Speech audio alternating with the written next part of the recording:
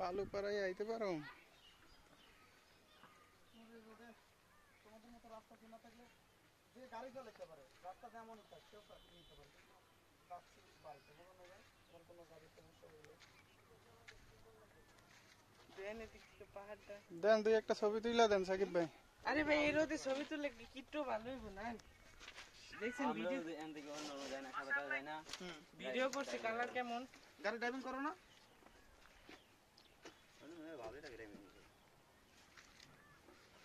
সাকিব ভাই এদিক দুই একটা ছবি তুইলা দেন পাহাড় সহ।